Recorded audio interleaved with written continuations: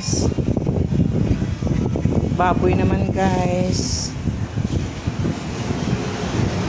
Slice naman may baboy guys. Para naman adobo. Ang putahe naman ani guys. Adobo, baboy, o apritada. Apritada nga baboy. O sinigang. Na. Kuan ni guys. Kuan namin ni kaprutahe. Isa naman sa kauras naman ani guys. Sinigang nga baboy. Adobo nga baboy. Apritada nga baboy. Kilawin o dinuguan.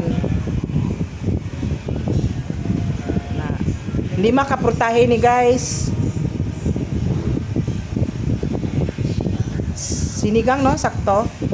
Sinigang nga baboy, adobo nga baboy, apritada nga baboy,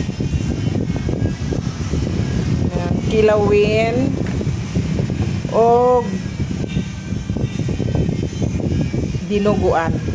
Wala mi ga dinuguan og kuan guys. Wala kami ga himo dinuguan nga kasi nga nan tinai bitaw guys. Wala unod ra na og tambok guys. Ang gihimo na mo dinuguan. Wala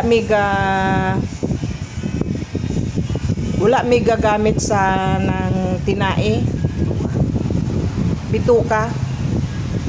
Bituka gani tinai bituka pre isa ra man na sila. Akong bana permiga siya iyan ning assign guys tagahiwa kay gina-divide na niya estimate niya nga sa presyo. 5 ka klase ni siya guys. Kini nga sa kauras naman siya ani guys kay kuti kaayo hiwaon ang apritada kay siyempre gagmay o dinuguan para sa dinuguan o para sa maskara ng kilawin. Yun ka po ha guys.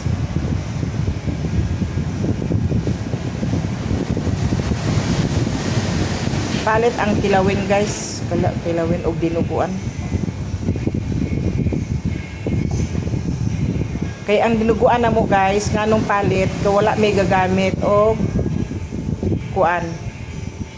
Kasi nga na pang bitoka, tinai. Lamang loob. O laman loob. Kung sa Bisaya, kasudlan. Tinai sa Cebuano. Na guys.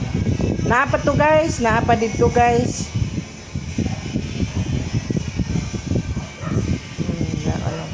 Dugay naman ni sa matapos guys, isa ka oras naman guys.